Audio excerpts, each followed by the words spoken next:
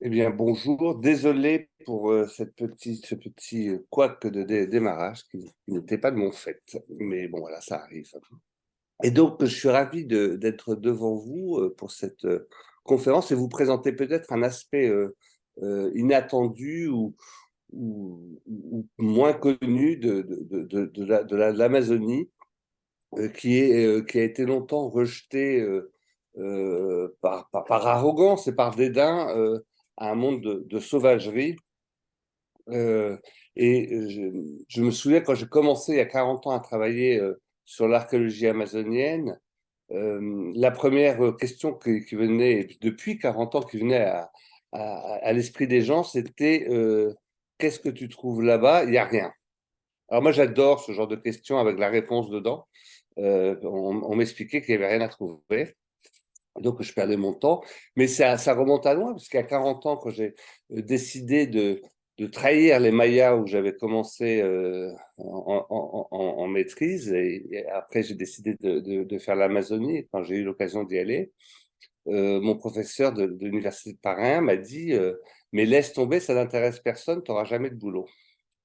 Alors, c'est évidemment pas très sympathique, pas très scientifique non plus, ni clairvoyant, mais c'est vrai qu'il y a 40 ans, les archéologues se reposaient facilement sur l'idée facile de, aujourd'hui, les Amérindiens vivent par petites tribus semi-nomades dans des villages à la recherche permanente de nourriture, et donc ça a toujours été ainsi.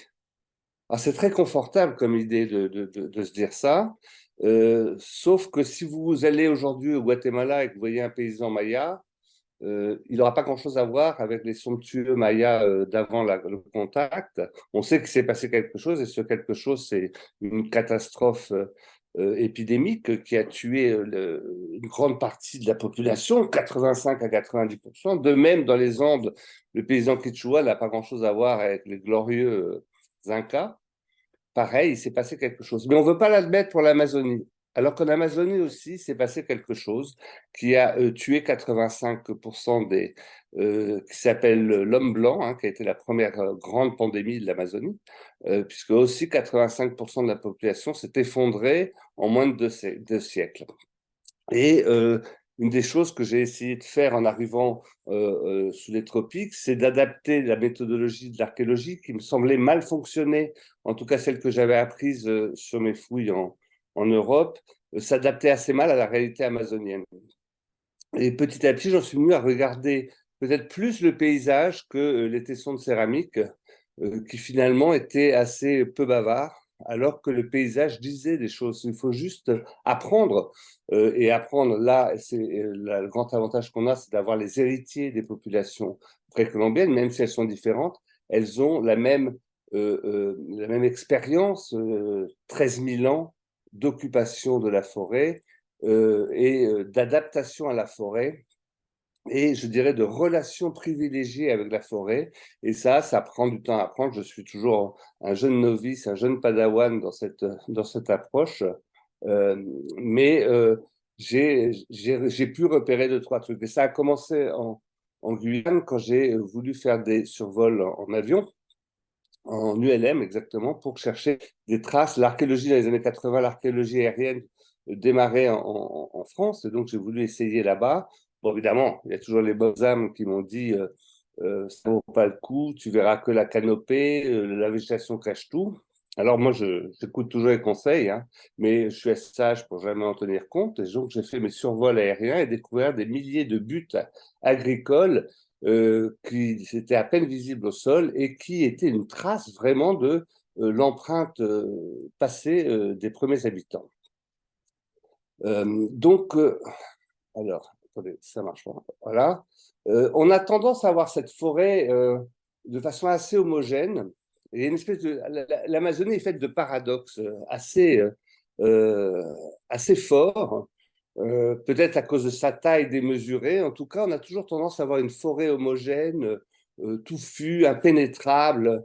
D'abord, elle est souvent très pénétrable puisque comme la canopée culmine à 50-60 mètres, il y a très peu de lumière, 30 à 10% de lumière seulement qui atteint le sol, et donc on n'a pas un sous-bois très dense, contrairement à ce qu'on imagine. Alors ça peut être boueux, etc., mais en réalité, dans la forêt profonde, c'est plutôt assez facile de circuler. La forêt secondaire littorale, elle est plutôt, évidemment beaucoup plus jeune et évidemment empreinte d'un sous-bois assez épineux, désagréable.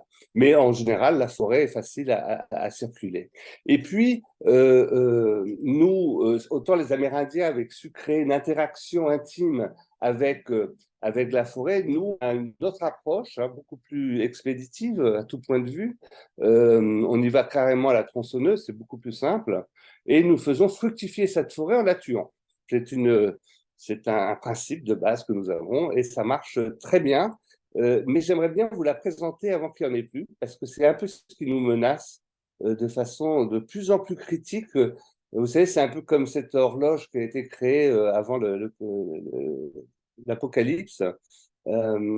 Chaque année, on dit qu'on se rapproche de la perte du point d'équilibre et il y a un moment où on y sera vraiment. Et là, on s'en rapproche parce que même si, évidemment, il y a eu des progrès faramineux tout récemment au Brésil, mais l'Amazonie n'est pas le Brésil. Il y a 9 pays et ces 9 pays ont chacun des politiques extractivistes assez extrêmes. Alors pourquoi on a regardé toujours avec ce regard un peu dédaigneux pour une raison toute simple, c'est que nous sommes tous, enfin presque tous ici, des citadins. C'est-à-dire que nous vivons dans la cité, nous sommes des représentants de la civilisation, et c'était déjà le cas quand nous sommes arrivés en 1500 en Amérique.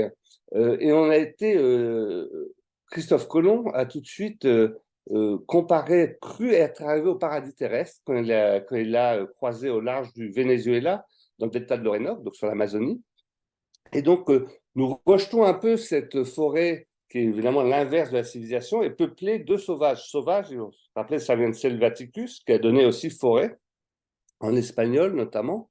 Euh, et donc, on a toujours construit notre pensée, notre ontologie de base entre une différenciation, une distinction très marquée entre la civilisation et la sauvagerie représentée par la forêt. Et alors, on a évidemment, face à la sauvagerie, des attitudes extrêmement courtoises, hein, qui consistent à annihiler cette sauvagerie de mille façons possibles. D'abord, on muselle les habitants quand on ne les tue pas. On détruit les sous-sols, on détruit la végétation. Et puis, on s'amuse. Enfin, ces photos sont terribles, elles sont toutes récentes. Des massacres gratuits. Manaus est devenue une capitale de la violence.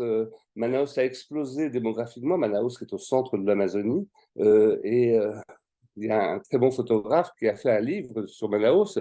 J'ai compté 28 morts dedans, dans ces photos. C'est une réalité qu'on ne montre jamais de l'Amazonie, puisque ça boit de la sauvagerie, on essaie d'en montrer un paysage, une image un peu idyllique.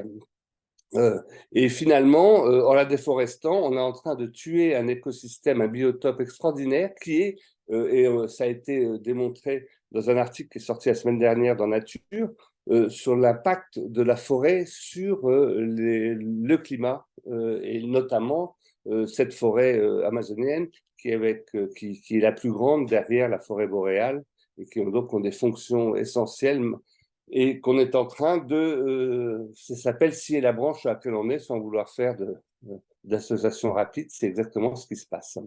Et puis on l'a peuplé de nouveaux animaux, tout aussi dangereux que les autres, mais les autres étaient dangereux pour nous, tandis que ceux qu'on a fait venir, ces insectes monstrueux, sont évidemment extrêmement efficaces pour éliminer cette forêt qui nous embête bien. Ça a commencé il y a longtemps, je dirais la première opération menée par les Occidentaux sur l'Amazonie, ça a été l'extractivisme. Alors tout d'abord, ça a été les bois, hein, les différentes espèces de bois précieux ou semi-précieux, Et puis on n'en prenait pas un ou deux, on y allait par camion entier, par bateau entier. Par exemple, les Hollandais, alors sur une île qui était amazonienne au large du Venezuela, qui ne l'est plus, Aruba, enfin, les ABC, Aruba, Bonaire, Curaçao, les Hollandais, en un siècle, ont réussi à ratiboiser, dans le sens étymologique du terme, l'île, il n'y a plus un arbre. Ils ont, par malheur pour cette pauvre petite île de 30 km par 9, elle était peuplée de bois du Brésil, de Pernambouc, qui servaient à colorer les robes et les tissus européens. Et donc, ils ont tout coupé. Et comme c'est une des îles les plus venteuses au monde, ben, les arbres n'ont jamais repoussé. Il y avait déjà plus d'humus. Et les arbres qui poussent aujourd'hui sont des divi-divi, il y en a très peu. Et alors c'est drôle, c'est des arbres qui poussent tout droit et à peu près à 2 mètres d'altitude, ils tournent à angle droit pour pousser horizontalement parce que le vent les couche. Et donc ça fait très bizarre ces arbres cassés qu'on voit de temps en temps dans la forêt. Et alors, donc, ce qu'on cherchait en premier lieu, les Occidentaux, c'est évidemment le bois du Brésil, le Pernambouc, qui était très très dense justement sur la côte brésilienne. Et comble d'ironie, on a carrément demandé aux Indiens de couper, de déforester eux-mêmes leur bois. Et donc c'est eux qui coupaient le bois et en échange de quelques serpettes ou machettes, ils échangeaient ce bois qui repartait.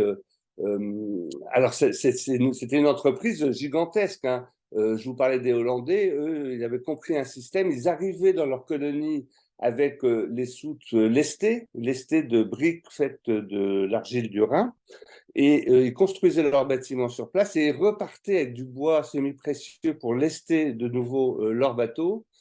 Ça fait qu'en plus de la marchandise, ils avaient un transport utile à la navigation, et ça allait, les chiffres sont faramineux. Je suis obligé d'aller un peu vite. Et puis, une des grandes déforestatrices de la forêt, c'est évidemment Marilyn Monroe, qui a participé à ce massacre, parce qu'on en est arrivé à un point où des espèces ont quasiment disparu. Le bois du Brésil a été protégé en 2000 parce qu'il disparaissait, qui a eu un effet collatéral assez peu connu, qui est que ce bois du Brésil, hormis sa fonction colorante extraordinaire, hein, vous mettez un peu de copeaux dans un verre, il devient rouge-rose.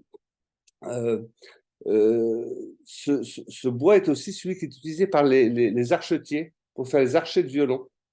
Et du coup, non plus enfin, ils ont replanté des bois du Brésil, pour eux notamment, parce qu'ils n'avaient plus évidemment de bois pour faire leurs archers. C'est le seul bois qui donne vraiment un son parfait à l'archer. Alors que fait Marilyn ici? Eh ben, elle est en train de déforester allègrement devant tout le monde, sans que ça émeuve notre société. En effet, elle est ce parfum Chanel numéro 5, elle s'en est assez vantée, qui parmi les 100 composants de ce parfum utilise le bois de rose, et le bois de rose donc, qui était originaire de l'Amazonie et qui était un peu comme l'EVA au début, utilisé en le coupant. On tuait l'arbre pour pouvoir en extraire son essence odorifante, oui. Euh, on le tuait. Et il n'y en avait pas tant que ça, et ils ont commencé à se raréfier, notamment dans le Haut-Amazone vers le Pérou. Et donc, cette entreprise oui, il a une couleur aussi très, très forte, d'où son nom bois de rose. On n'est pas obligé de le couper pour en tirer la sève, mais c'était beaucoup plus simple, sauf que il fallait de plus en plus loin, et donc on a arrêté cette technique. Ça a été interdit avant qu'il n'y en ait plus. Et donc, d'une certaine façon, en faisant la grande publicité pour le Chanel numéro 5, cette pauvre Marilyn Monroe a participé à une grande entreprise de déforestation. Bref, revenons à des choses plus sérieuses. La déforestation, on l'a fait pour des raisons. Si au départ, c'était pour prendre des matériaux, des matières premières qu'on n'avait pas, comme pour la mine, très vite, c'est devenu un enjeu d'éliminer la végétation elle-même pour pouvoir planter. On ne déforeste pas par plaisir, mais pour ouvrir des espaces Alors, pendant longtemps, ça a été pour planter du soja. Maintenant, c'est plutôt pour planter des champs pour les vaches, hein. C'est en tout cas au Brésil la première onction.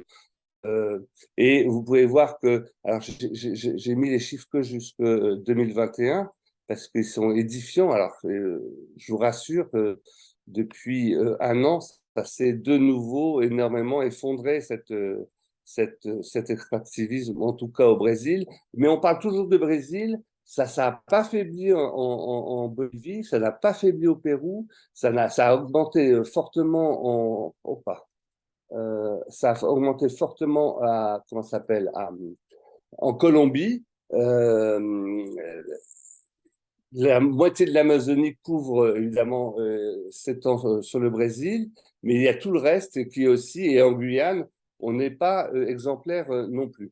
Euh, Pas sur la déforestation, mais en tout cas pour l'orpaillage.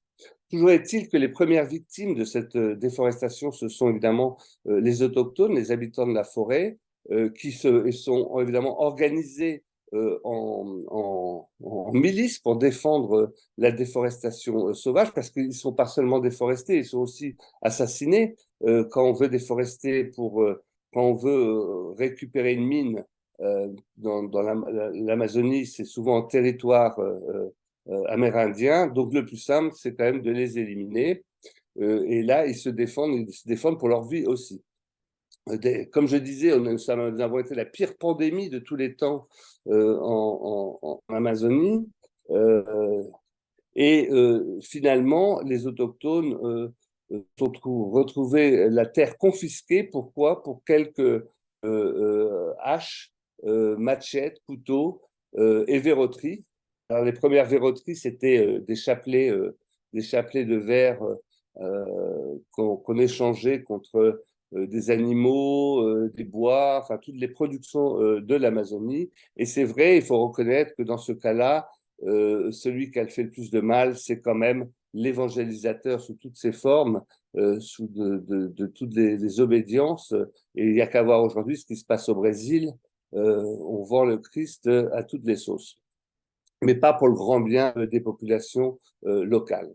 Toujours est-il que cette facilité avec laquelle on a pénétré l'Amazonie, bien qu'on a toujours dit que c'était une terre impénétrable, elle a été rendue possible grâce aux réseaux commerciaux qui existaient avant l'arrivée des Occidentaux, les Amérindiens vivant beaucoup d'échanges et même nécessitant l'échange pour avoir des relations fortes avec leurs voisins, de façon à se créer une identité propre. C'est par le miroir, le regard en miroir chez le voisin qu'on arrivait à se construire une identité différente. Donc, certains groupes, comme dans le Haut-Xingu, dans le centre des îles aujourd'hui, se spécialisent à faire des productions, alors que normalement, un autochtone sait à peu près tout faire pour survivre. Et ben, dans le cas du Xingu, il y a des groupes qui sont spécialisés en production de céramique, l'élevage de chiens ou de vannerie, ce qui oblige à échanger et donc à avoir de temps en temps des relations d'alliance, évidemment des relations de conflit aussi. Et ce qu'implique cette commercialisation en outrance, c'est que l'autochtone est avant tout, on a toujours cette image un peu idyllique du jeune chasseur indien qui va en chantonnant sur sa pirogue vers sa zone de chasse. Et bien, cette image est fausse, tout simplement. Si beaucoup savent naviguer correctement, d'autres sont mauvais navigateurs, parce qu'avant tout, les autochtones sont des marcheurs, des grands marcheurs.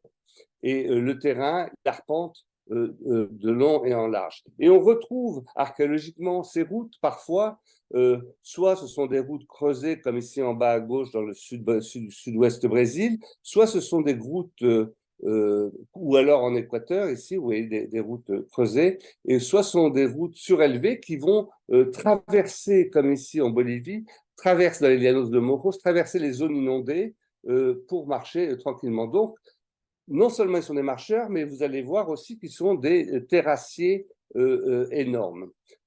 Tout est-il que cette propagation des virus inconnus a provoqué une chute démographique drastique. Ici, vous pouvez voir un schéma qui montre qu'en 2 siècles, la population autochtone de Guyane a quasiment disparu jusqu'en 1800. Il ne faut pas tenir compte de ça, parce que ça, c'est l'arrivée ce sont des réfugiés Wayampi qui venaient du Brésil, donc évidemment, il y a un bond tout d'un coup. Et ça a mis 2 siècles à remonter jusqu'à aujourd'hui à un niveau correct. D'ailleurs, les autochtones en sont bien conscients de ce choc épidémiologique. Ils ont d'ailleurs réagi très vite face au Covid, qui est une nouvelle pandémie, puisqu'il en avait connu une il y a 500 ans. D'ailleurs, un chef amérindien disait nous, les pandémies, l'apocalypse, on connaît bien, ça fait 5 siècles qu'on la gère. Si vous voulez, on peut vous donner des conseils. Et donc, ils se sont renfermés sur eux-mêmes à ce moment-là. Ils ont fermé leur village voyant que le mal venait de l'extérieur. Toujours est-il que on a eu dès le départ donc cette diffusion des pandémies. Hein. J'adore cette couverture d'ouvrage des années de 1940. Ça s'est sûrement passé comme ça quand Christophe Colomb est arrivé. Il a déjà un habit du XVIe siècle, les gardes suisses derrière, c'était sûrement ça qu'il avait. Et puis la poignée de main très politique, un peu couvrante, vous savez, avec un sou, alors qu'il est venu des plaines directement à Espagnola pour le saluer. Et puis j'aime bien cette Pocahontas déjà soumise à son futur conquérant. J'aime bien quand les manuels scolaires vous apprennent l'histoire. On l'a tous appris, hélas, comme ça. Il y a beaucoup à dire sur ça. Toujours est-il que, et là on arrive, excusez-moi, tardivement sur le sujet, mais on va y aller, euh, les zoonoses ont probablement quand même existé à l'époque précolombienne et il y a dû avoir des chutes drastiques, mais qui sont difficiles à reconnaître dans le registre archéologique. Et quand on voit l'hyper-diversité globale en Amazonie, les plantes, hein, il y a plus de 16 000 espèces d'arbres. On a estimé à 390 milliards le nombre de troncs en Amazonie. On est face à un gigantisme dont on n'a pas forcément l'habitude. Hein.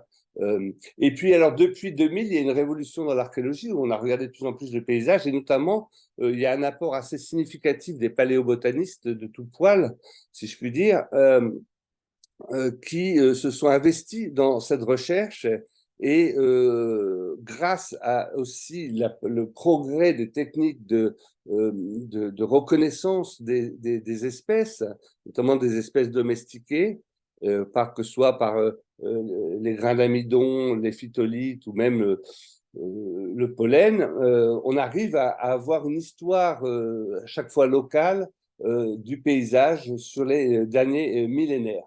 Et ils ont notamment pu démontrer définitivement en 2017 que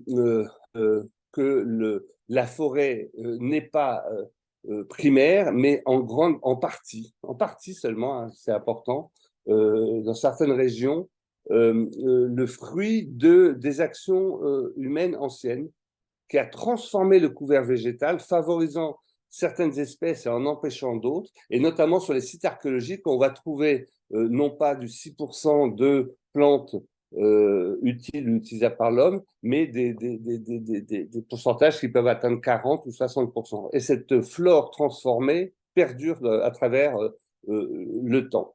Et les arbres font partie de cette flore transformée, puisque, évidemment, c'est la première matière visible et utilisée par les peuples autochtones pour de multiples usages, dont le premier est évidemment de construire des habitats avec les carbets, les maisons qui sont en bois et composées de poteaux. Donc, l'utilisation du bois trouve ici sa première fonction. Et pour la charpente, il ne faut pas l'oublier, qui est très consommatrice aussi de bois, et pas n'importe quelles espèces, il faut vraiment choisir les espèces, on peut aller très loin pour les choisir, et les palissades, ce sont des populations qui ne sont pas toujours en paix les unes par rapport aux autres. On a des images des premiers, du premier siècle de l'arrivée des Occidentaux, avec notamment Hans Staden, qui a eu la mauvaise fortune de se faire capturer par des Tupinambas qui l'ont gardé dans leur village en lui disant tous les jours demande bouffe. Et puis lui, il voyait d'autres qui se faisaient manger. Donc il est témoin, témoin en premier chef, en hors d'œuvre, j'ai envie de dire, du cannibalisme sud-américain. Et au bout de 9 mois, il a réussi à s'échapper et il a publié un livre qui a fait ça, que j'aime bien comparer au Da Vinci Code parce que c'était un succès immédiat. Il y avait mis tous les ingrédients qu'on adore, l'exotisme, la nudité, la violence, enfin la recette qui fait marcher Hollywood aujourd'hui, quoi. Et déjà, au XVIe siècle, ça marchait bien. C'est un livre passionnant, très court, mais avec ces gravures sur bois tout à fait fascinantes. Vous voyez, quand Théodore de Brie représente ces mêmes villages, ça perd un petit peu de charme. Mais là, on voit bien l'importance des troncs d'arbres pour les villages. Alors, je vais un peu vite parce que sinon, je ne vais pas avoir le temps de finir mon introduction. Euh, euh, on a quelque chose qui vient de sortir, qui est tout récent. On n'avait jamais regardé qu'un effet collatéral de la déforestation et surtout du changement climatique. On sait bien qu'on est en milieu humide, mais on n'avait jamais étudié les palafittes, les maisons sur pilotis. Et certains lacs commençant à s'assécher en période hors des périodes de pluie, et ben on retrouve ces poteaux plantés dans le fond et qui sont étudiables. Et ici, vous avez un site qui a été étudié dans l'embouchure de l'Amazone par un collègue. Et vous voyez ces forêts de trous de poteaux que vous voyez, les points noirs sont des trous de poteaux, ont pu être datés et on voit donc l'occupation sur les lacs, comme dans le Jura, au Néolithique, ou ailleurs, sous d'autres tropiques. C'est pas non plus que n'importe quelles espèces. Ils utilisent des espèces de bois les plus durs, donc qui résistent à la putréfaction plus longtemps que les autres, pour faire ces pilotis. Alors il y a ça n'avait jamais été abordé, alors que c'est un sujet essentiel, et c'est seulement depuis une dizaine d'années qu'un archéologue brésilien s'est mis à travailler là-dessus, autour de San Luis. Et là, vous voyez dans l'embouchure de Loreno que ces villages palafitiques au moment du contact. Alors le bois sert évidemment aussi pour la combustion, hein, c'est l'élément pour les foyers. Alors il y a plusieurs types de foyers, il y a des foyers très anciens qui sont construits, notamment au pied des Andes avec des constructions de pierre pour les foyers, ou alors les foyers actuels, par exemple celui-là c'est un foyer Quichua ou ça pourrait être Chua. C'est 3 morceaux de tronc qui sont petit à petit rapprochés du foyer pour brûler.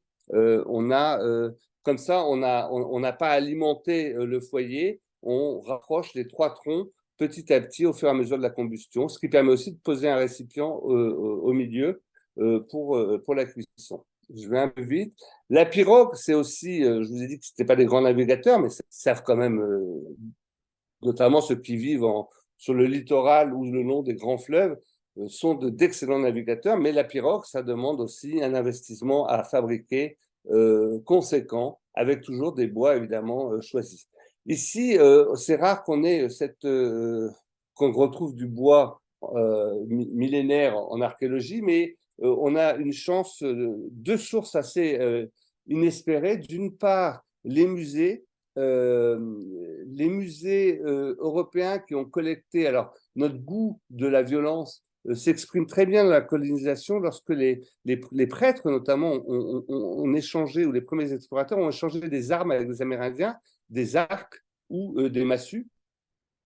Et donc qui peuplent aujourd'hui nos musées dès le 1er siècle de la colonisation. Donc on a des objets qui remontent quand même au lendemain de l'époque précolombienne. Et puis l'autre source, une fois de plus dérivée de la déforestation, c'est les orpailleurs qui rapportent du lit des rivières des objets comme cette épée ou cette pagaie en bois et qui peuvent être très anciennes, qui peuvent avoir 1500 ans, voire plus, qui nous montrent la diversité de l'usage du bois qui s'est évidemment perdu. Ils ne font plus d'épées comme ça aujourd'hui.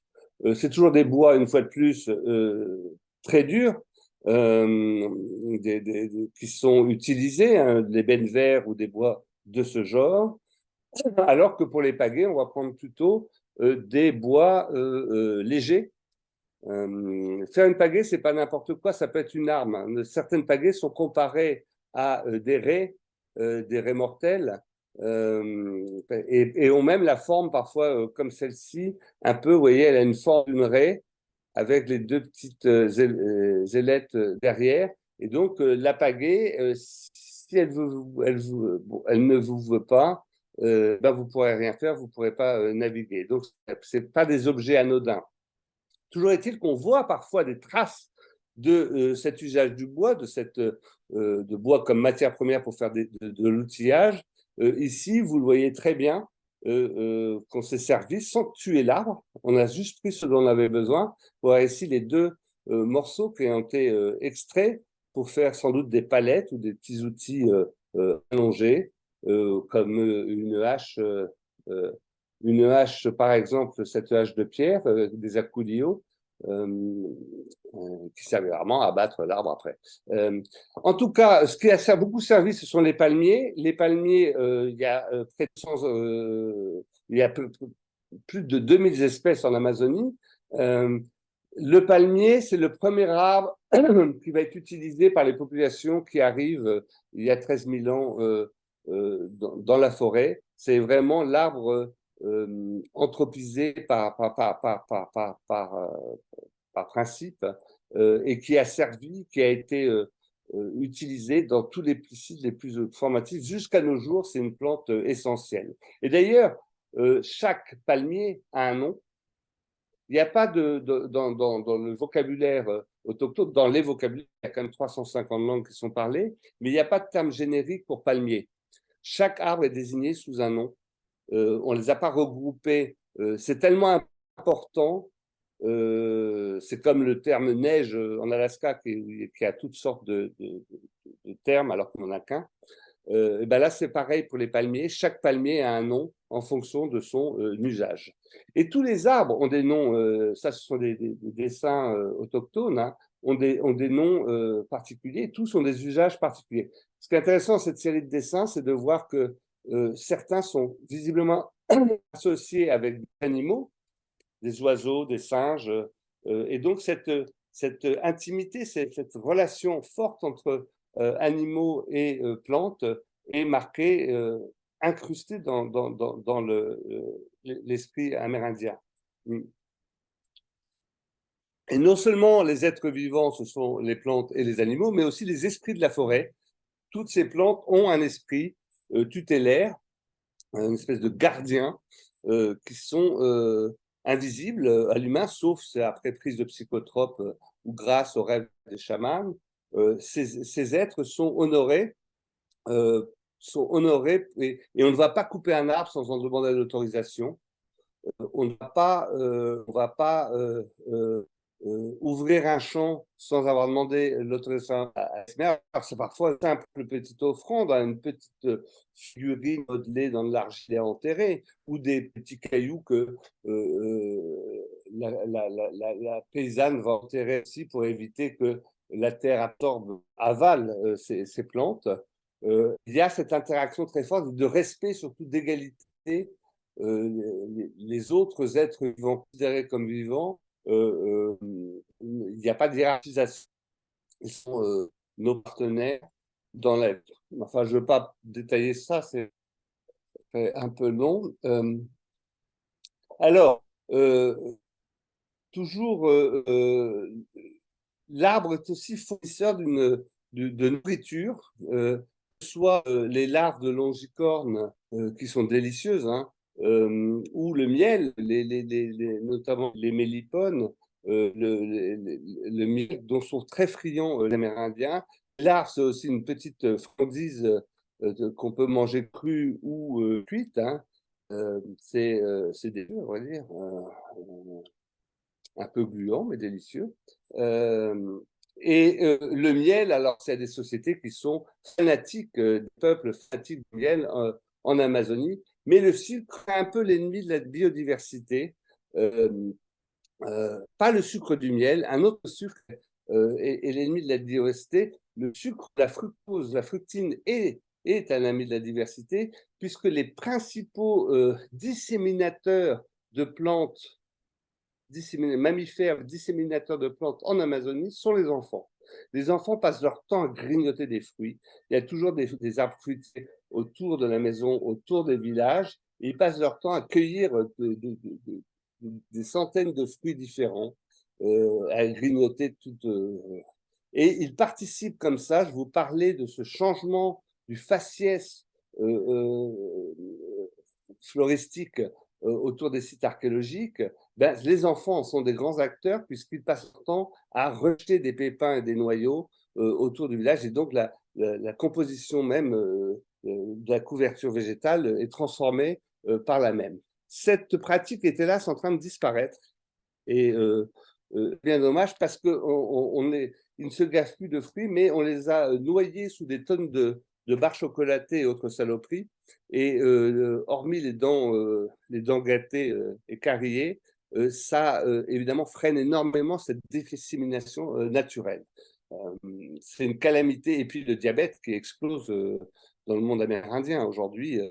Vous voyez les populations, nous on est à 10% de diabète, ces populations-là sont largement au-dessus, avec énormément moins d'accès aux soins. Alors l'action des humains, des premiers habitants sur leur environnement peut se voir en 3 niveaux. Le premier niveau, c'est au-dessus du sol, le couvert végétal dont je vous ai parlé, qui est transformé. Vous voyez ici un schéma qui montre sur un site archéologique la densité de plantes comestibles et qui chute tout de suite quand on retombe hors espace anthropisé. Vous voyez, on passe de 10% à jusqu'à 60% dans certains cas. Donc, ils ont transformé une partie du couvert végétal dans certaines régions, et des régions qui n'ont pas été touchées, évidemment. Mais pas seulement. Ils ont aussi touché, ils ont touché aussi, il faut savoir, on a toujours tendance à voir l'Amazonie comme débitrice de toutes les innovations qui sont venues du monde merveilleux des Andes, de la Mésoamérique. On a un peu surévalué ces régions. En réalité, il n'y a pas eu beaucoup d'espèces domestiquées dans les Andes ou au Mexique, alors qu'en Amazonie, on est un des foyers, si ce n'est le foyer le plus prolifique dans la domestication des plantes. On est à plus de 140 plantes domestiquées en Amazonie, ce qui en fait la championne de la domestication et non pas de la sauvagerie, comme on aurait tendance à le dire un peu trop souvent. Donc, il y a des espèces qui sont plus ou moins domestiquées. Hein. C'est toujours un peu difficile sur des vestiges qui peuvent avoir 8000 ans de reconnaître à quel moment elle est domestiquée, à quel moment elle ne l'est pas encore. Et déjà, Lévi-Strauss le disait au milieu du XXe siècle que c'est compliqué, mais que je vous ai parlé des progrès de la paléobotanique qui permet maintenant des évaluations beaucoup plus fines. Alors, oui, ce sont les plantes qui sont gérées aujourd'hui encore. C'est que j'arrive pas à voir les titres, moi. Je ne sais pas si vous les voyez, mais moi, je ne les vois pas. Voilà. Il y a toute une gestion végétation qui n'a pas nécessité la domestication même des plantes. On peut les utiliser telles quelles. Et il y a tout cet aspect de collecte, finalement, de cueillette des produits sans cultiver les plantes. Donc, il y a vraiment, c'est un aspect important qui, jusqu'à nos jours, c'est pas seulement au moment entre guillemets, de la néolotisation, mais jusqu'à nos jours, il y a un usage des plantes sauvages très important dans les sociétés amérindiennes. Et l'autre chose, c'est l'absence de monoculture. Tout est toujours multiplié. On va, par exemple, dans un champ, on va trouver jusqu'à 50, même 80 espèces différentes plantées côte à côte. Un champ amérindien ressemble à la forêt. D'ailleurs, les Amérindiens disent nos jardins ne diffèrent pas du jardin des esprits qu'est la forêt. Pour eux, la forêt est déjà un jardin. pas jardin dans le sens une plantation. Alors là, je vais aller assez vite parce que sinon vous êtes là ce soir. Vous ne voudrez plus jamais entendre parler de la forêt, vous serez les premiers à vouloir la brûler. Les SAR, alors les techniques qu'on peut reconnaître d'agriculture, les SAR, qui consistent à ouvrir une parcelle dans la forêt, parfois on la brûle pour fertiliser le sol qui n'est pas assez fertile, donc le charbon va alimenter un peu, et là ça devient un brûlis. Ça peut prendre Alors généralement, les plus petits font 1 hectare, et ça peut faire jusqu'à 5 hectares. L'autre technique toujours utilisée de nos jours, mais plus tellement par les autochtones parce qu'ils ont été chassés des grands fleuves, c'est ce qu'on appelle la várzea au Brésil. Il faut imaginer que les formateurs de l'Amazone arrachent des sédiments, des limons aux pentes des Andes, et les déposent, les transportent durant la saison de pluie, et quand les eaux baissent, alors ça peut baisser de 20 mètres en Amazone, sur l'Amazone, elles déposent ces limons qui forment des espèces de berges très fertiles qui sont utilisés pour être cultivés. Alors évidemment, c'est un petit peu un coup de poker là-dessus. On cultive, il faut essayer de faire la récolte avant la remontée des eaux. Hein, vous voyez, ici, cette chipibo, elle le fait, elle récolte au dernier moment, l'eau est en train de monter, et on peut perdre tout. C'est un peu risqué comme technique, mais très, très efficace. L'autre méthode, je vous disais qu'il y avait eu 3 niveaux de transformation dans la forêt arménienne. C'est le sous-sol qui a été transformé, vous voyez, en terre noire, et ça correspond à des occupations très denses et très longues d'un lieu par les autochtones. Et vous voyez d'ailleurs que on voit beaucoup de tessons dans cette terre noire qui peut avoir 2000 ans d'âge. Hein. Et cette terre noire est très, très fertile, à des qualités qu'on ne comprend pas encore parce qu'on retrouve des morceaux de charbon, des morceaux d'os, des morceaux d'aliments dedans. Ici, vous voyez un sol naturel et pas très loin de là, un sol de terra preta. La terre a été transformée chimiquement et mécaniquement. Et c'est, vous voyez, la même parcelle, enfin 2 parcelles peu éloignées, une de terra preta et l'autre de sol naturel. Vous voyez la différence de pouces de maïs D'ailleurs, ça me fait penser, quand j'étais jeune, dans les Hakim Color, il y avait toujours cette pub, devenez très costaud en 15 jours grâce à la formule du docteur Machin. Il y avait toujours une photo d'un gringalet, et puis 15 jours après, il était devenu un monsieur muscle. C'était les débuts des tricheries Photoshop, hein. C'était pas encore super bien fait, mais quand j'avais 8 ans, j'étais fasciné par cette formule du docteur Machin. Bref, l'autre niveau de transformation de la forêt, c'est tout simplement son modelé. Sa superficie a été complètement changée. Tous les Amérindiens naissent avec une pelle dans la main. Ils sont avant tout des grands terrassiers. Et ici, ce sont des buts agricoles sur le littoral de Guyane, alors qu'on ne voit pas au sol. Et ce type d'agriculture dans les savanes inondables, les llanos ou marécages, on va le retrouver à travers plusieurs régions d'Amazonie, comme une alternative agricole à des sols mal drainés. Alors, j'ai beaucoup travaillé sur les buttes de Guyane que j'avais découvert quand j'ai fait mes fameux vols à ULM. Ce qui est intéressant, c'est de voir comment l'action autochtone va changer la composition, l'aspect du paysage, mais tout en facilitant la résilience. Ce n'est pas une destruction, c'est une transformation, une mutation du paysage. Et par exemple, ici, on passe d'un milieu extrêmement homogène, d'un milieu de savane inondable extrêmement homogène, à un milieu hétérogène, qui perdure depuis un millénaire. Hein. Elles ont 1000 ans, ces buttes. Et donc, ça faisait un paysage totalement anthropisé, même sur la côte, pas seulement sur la forêt.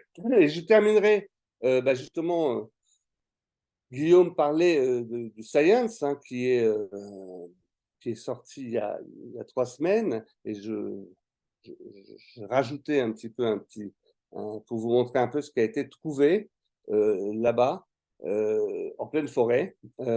Alors, on a utilisé, il y a eu deux instruments, deux outils essentiels pour cette découverte. La truelle, d'une part, que j'ai employée à 25 ans, pendant très longtemps, pendant 7 ans en Équateur, pour fouiller, pour faire des fouilles archéologiques, et le LIDAR, depuis 2021, on a mis en route. Le LIDAR, vous savez, c'est comme un sonar, hein. C'est un écho, mais c'est un écho lumineux. C'est un rayon lumineux qui part, qui est envoyé par un laser, et la réflexion vous donne le modelé, il traverse la végétation et vous donne le modelé au sol. Et donc, ça permet de désaltérer de sa couverture végétale pour révéler les formes même au sol et de là les formes aussi anthropiques fabriquées par les humains. Par exemple, ici, vous avez, là où je travaillais, dans la vallée de Lupano en Équateur, vous avez une photo aérienne. Bon, on ne voit rien, évidemment. Bah, si, on voit des arbres, quoi. Je sais que vous aimez ça. Donc, et puis, si on passe le lidar là-dessus, on peut reconstruire une image du sol. Et là, le même espace, vous voyez, montre des structures rectangulaires disposées en carré et des routes, des constructions humaines qui ont 3000 ans et qui étaient donc cachées sous cette forêt. Alors, basiquement, je ne peux pas vous décrire en si peu de temps tout ce qui a été trouvé, mais vous avez donc ces espèces de grandes plateformes, hein, qui peuvent atteindre 100-150 mètres de long, qui vont de 1 à 10 mètres de hauteur. Là, c'est en bordure du lit de Lupano. Et des routes creusées qui peuvent atteindre 5 mètres de profondeur, 15 mètres de large, qui vont toutes droites, qui traversent les villages, mais vont connecter d'autres villages, d'autres cités, parce que ce sont des véritables cités qui ont été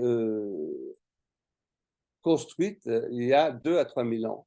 Vous voyez ici la taille, par exemple, des monticules, d'un grand monticule dans des centres. Et on a retrouvé on a un lidar qui fait 600 km².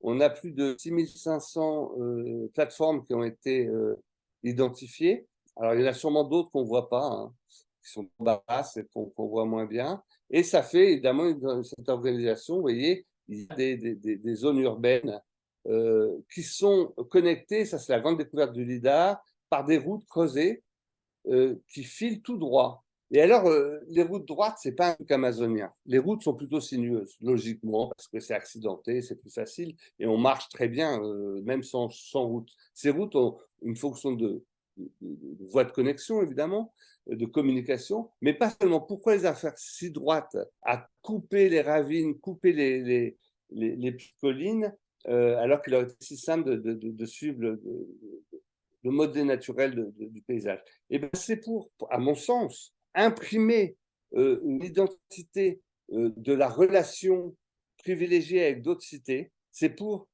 matérialiser cette relation dans le sol.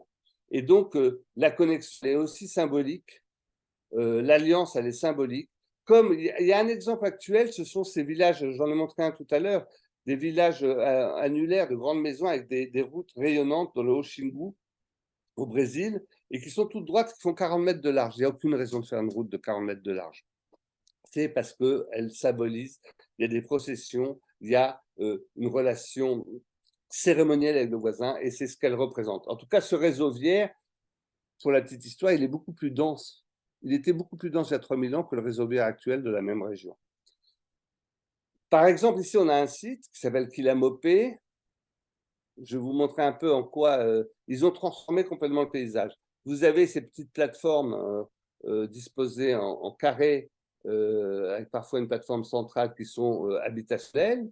Autour, vous voyez des drains, des rigoles qui ont été creusées pour drainer l'eau et cultiver l'espace. Elle est tellement humide qu'il faut drainer. Donc, il y a tous les espaces vides ont été aménagés parce que, évidemment, ça correspond à une densité de population. Ce que nous dit ces routes aussi droites, c'est que toutes les cités ont fonctionné en même temps, puisqu'elles étaient connectées. On ne fait pas une route qui mène à nulle part. Si elle mène à un endroit où on va et où il y a des gens. Donc, ces routes prouvent la contemporanéité de tous ces sites. Donc, ils avaient besoin de nourriture, notamment en cultivant. Il y a des grandes monticules qui avaient des fonctions plutôt cérémonielles, hein, qui étaient pour des maisons collectives, pour des rencontres collectives. Et puis, donc, il y avait ces chemins creusés qui partent, vous voyez, tout droit pour connecter, qui parfois, ici, vous pouvez le voir là, en bout, se connectent aussi à des ravines naturelles, parce qu'elles servaient, ces voies de circulation servaient aussi d'évacuation pour l'eau excédentaire. Donc, elles étaient parfois peut-être un peu boueuses. Donc, on a une vraie urbanisation, une vraie ville dans le sens étymologique du terme, avec un quadrillage. Vous voyez, il y a vraiment un quadrillage des routes perpendiculaires. C'est New York, hein, sans la Fifth Avenue, et encore peut-être qu'elle y est. Donc, on a une trace d'urbanisation très ancienne et très dense dans un endroit où je ne l'aurais jamais imaginé. Je dois dire que j'ai été très surpris. Et il faut imaginer, il y a 2 000 à 3 000 ans, cette vallée en pleine activité. Ils avaient sur les flancs des cordillères adjacentes construit des terrasses pour cultiver aussi. Ils étaient sous la menace du Sangay, ce volcan un des volcans les plus actifs actuellement, qui menace toujours cette vallée. C'est un exemple pour l'instant unique d'une adaptation réussie entre le monde agricole et le monde urbain. On aurait peut-être de la graine à en prendre aujourd'hui avec les événements qu'on voit se passer autour de Paris. En tout cas, reconnaître la présence humaine dans la forêt, c'est pas toujours très facile. Ça passe pas forcément par des objets fabriqués par les humains. Ça passe parfois par regarder à 2 fois le faciès de cette forêt. Je vous remercie. Désolé d'avoir été aussi long. Merci beaucoup, Stéphane, pour ce fascinant voyage, hein, donc, non seulement on a une note d'exotisme, mais on redécouvre on découvre l'Amazonie sous un jour complètement original. Et je pense que ça aura passionné l'auditoire. J'espère. Alors, je vais prendre. Alors, il y a quelques questions qui sont arrivées. Alors, première question. Pouvez-vous nous en dire plus sur la formation de la forêt amazonienne d'après vos découvertes et vos recherches sur l'archéologie du paysage? Finalement, existe-t-il encore des forêts primaires en Amérique du Sud ou en Amérique centrale? Sur la formation de la forêt, je n'ai pas la compétence pour vous expliquer l'histoire de la forêt, sachant que ça n'a pas toujours été une grande forêt dense, pluviale comme aujourd'hui. Il y a plusieurs millions d'années, il y avait un océan, une mer, hein, dans le centre de l'Amazonie. Il y a eu des moments, suivant les réchauffements ou les refroidissements climatiques, où il y avait plus de savane qu'aujourd'hui. Il y a une théorie qui parle d'îlots forestiers résiduelle à certaines époques. Elle est un peu plus mal, cette théorie. Mais là, ce sont des querelles de botanistes. Et vous savez, en archéologie, nous sommes très doués pour les querelles. Donc, j'ai assez avec des querelles d'archéologues pour pas essayer de rentrer dans celle des botanistes. L'origine de la forêt amazonienne, je pense que je laisse ça à des gens bien plus compétents que moi. Mais en revanche, les découvertes, celles que je viens de montrer, sont symptomatiques comment, d'une cohabitation des humains et de la forêt très différente de celle qu'on a connue en Europe. Depuis la néolithisation, on a commencé à ratiboiser les forêts en Europe et, à la voir comme l'ennemi. Vous regardez tous les contes pour enfants depuis le 15e siècle, la forêt, c'est l'ennemi, hein, c'est le danger. Euh, Même si on avait justement au Moyen-Âge des relations avec le monde vivant alentour beaucoup plus intimes, j'ai envie de dire, que ce soit les animaux ou même les plantes. Hein. Souvenez-vous de Ronsard et la forêt de Gâtine. Euh, euh, on a perdu ça, on s'est énormément éloigné de la forêt. Maintenant, on s'éloigne de la nature, de la campagne, donc on se renferme dans le béton. C'est sûr que la pensée amérindienne est beaucoup plus inclusive que la nôtre avec la forêt. Comme je vous dis, il n'y a pas une destruction gratuite. D'ailleurs, même aujourd'hui, les essarts ou les brûlis qu'ils font permettent une régénération très rapide de la forêt après l'abandon. La végétation secondaire pousse et à ce moment-là vient la primaire derrière, et en quelques années, ce coin de forêt a repris un aspect tout à fait banal. Donc, les forêts primaires, bien sûr qu'il y en a eu, mais là où la main de l'humain a posé le pied, la forêt primaire n'existe plus. Dès qu'on a impacté la végétation d'une façon ou d'une autre, eh ben, la forêt primaire, c'est un peu un fantasme qu'on a. Il y a quand même peu de forêts primaires. En Amazonie, il faut imaginer, on a quelques estimations que je crois à moitié parlent de 10 millions d'habitants au moment de l'arrivée des Occidentaux. Ils avaient forcément impacté la forêt en de nombreux endroits. Et je précise une fois de plus que ce n'est pas partout, mais de nombreux endroits ont été impactés. Oui, il faut lire de Granville. Il faut toujours lire de Granville. C'était un bon ami en Guyane. Forêt ancienne est sûrement meilleure que forêt primaire, même si elle est partout ancienne, très ancienne. Moi, l'ancienne, je le garde pour tout ce qui est précolombien. J'aime pas le terme de précolombien, je préfère le terme ancien et le terme récent pour ce qu'on appelle la période coloniale. Mais c'est sûr qu'il faut mieux parler de forêt ancienne, et c'est pas toujours évident de reconnaître l'impact humain sur cette végétation. On n'a pas toujours toutes les clés pour, même les paléobotanistes n'ont pas toujours toutes les clés pour. Moi, personnellement, je m'appuie plutôt sur les associations d'espèces que sur chaque espèce. À 16 000 espèces, il faut quand même être un peu spécialisé pour pouvoir les reconnaître. Et je ne vois pas d'autres questions. Alors, moi, j'ai deux petites questions. Oui, Euh, bien sûr. une sur les routes creuses. Est-ce que Oui. les routes sont construites en dépression ou est-ce que c'est, comme on voit les chemins creux en Europe, le passage répété des gens qui finit par surcreuser la route? Non, non, pas. Il faudrait qu'ils aient eu des griffes et pas des ongles de pied pour creuser sur 5 mètres de profondeur et 15 mètres de large. C'est énorme. C'est énorme. C'est pas ce passage-là. Et puis c'est pieds nus, hein. Oui. Donc, ça n'a pas pu attaquer le sol à ce moment-là. Et puis surtout, je n'en ai pas parlé, mais les sociétés qui ont construit ces villes, ce pas des sociétés de chasseurs-cueilleurs perdus dans la forêt, ce sont des sociétés spécialisées et stratifiées. Pour creuser ces routes parfaitement rectilignes sur plusieurs kilomètres, plusieurs dizaines de kilomètres, il fallait un géomètre pour tracer ça. On n'y va pas comme ça au hasard. Il fallait des terrassiers. Ces terrassiers, il fallait les nourrir. Donc, il y avait des gens qui étaient dédiés à l'agriculture. Il fallait trouver de la protéine, donc il fallait la vallée qui fait 20 km de largeur et 200 de long.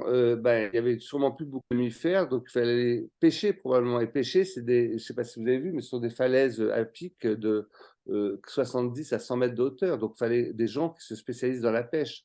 Il fallait des prêtres pour organiser les cérémonies, des prêtres ou des chamans. Il fallait des chefs ou des rois. Il fallait on a retrouvé des produits céramiques produits dans la vallée qui sont jusque dans les Andes. Donc, il y avait toute une spécialisation. Et ces routes ont été volontairement creusées, pas partout de la même profondeur. Et ce qui est sympa à voir, c'est qu'elles coupent des petites collines. Au lieu de passer dessus, elles les coupent. Et les ravines, bon, elles s'enfoncent, la pente et la pente est adoucie, mais l'idée, c'était de marquer une route. Alors que, comme je l'ai dit, il n'y avait pas besoin de le faire. Il aurait suffi d'un sentier connu, et puis, d'ailleurs, comme les fouilles archéologiques, on se connaissait le sentier, on y allait.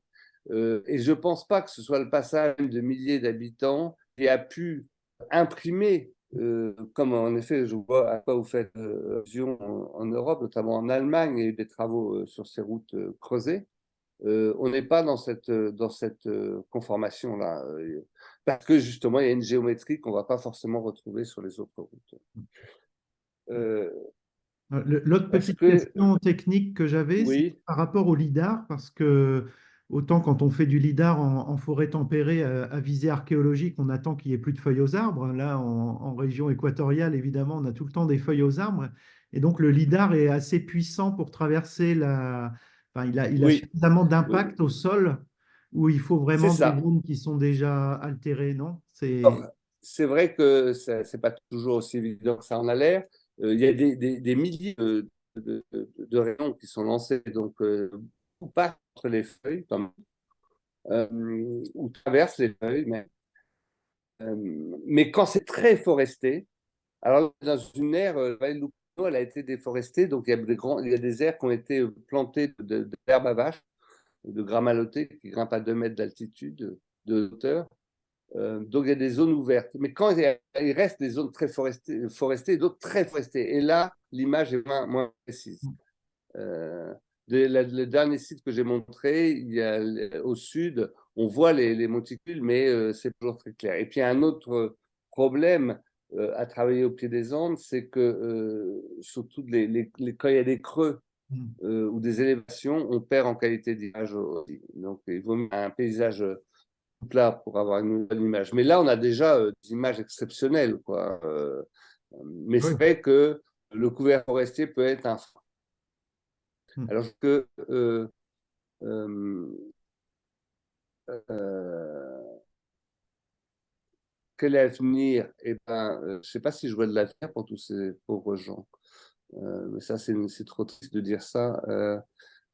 La personnalité juridique que de la forêt pour la forêt, à mon avis, de nos sociétés ultralibérales, capitalistes, c'est pas, je vois assez mal engagé.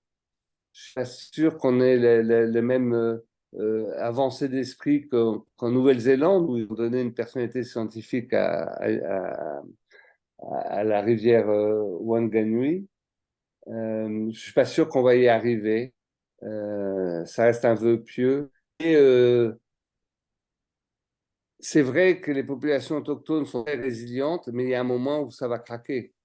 Euh, pour le moment, je ne vois pas d'action forte. Alors, c'est vrai que Lula a freiné fortement la déforestation, pas que ce système-là. Les colons se sont imposés comme ennemis alors, un peu moins maintenant, ils sont plutôt du côté des victimes, mais c'est une solution globale et qu'il faudrait qu'il soit adapté par les 9 pays amazoniens.